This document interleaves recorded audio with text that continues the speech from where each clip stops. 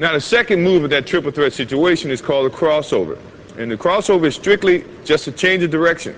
And let me show you exactly the way it should be done. In protecting the basketball, you're jabbing with your right foot, and the defense sometimes react that way, and you want to change your direction. This is what most of the people do that's going to get called for traveling. In jabbing with this right foot, they get so quick, they go this way by moving their left foot, which is your pivot foot. That is traveling in any league. So the correct way to do it is when you jab, now you're going to pick up the same foot that you jabbed with and change directions. And in putting the ball down, good defensive players, if you put the ball out here, have long enough arms. Scottie Pippen, for one, can slap it. Your momentum is going this way and the ball is going that way.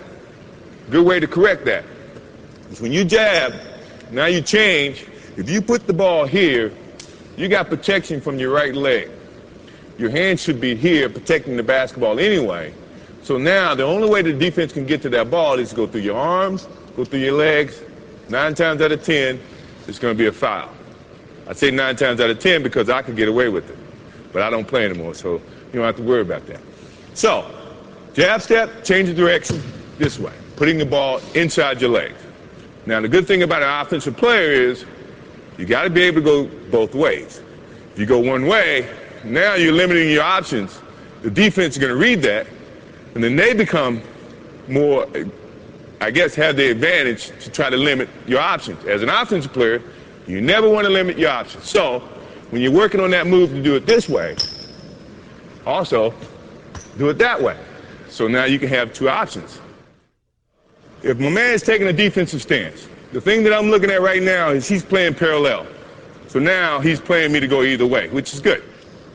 Which it also, to me, means all I have to do is give him a nice little fake this way. He's going to think and feel that that's the way I'm going. My change of direction is a little bit better to use when you see a guy with the parallel stance. Mainly because he doesn't know where you're going. So now you have so many options, you just try to use as many options as you can.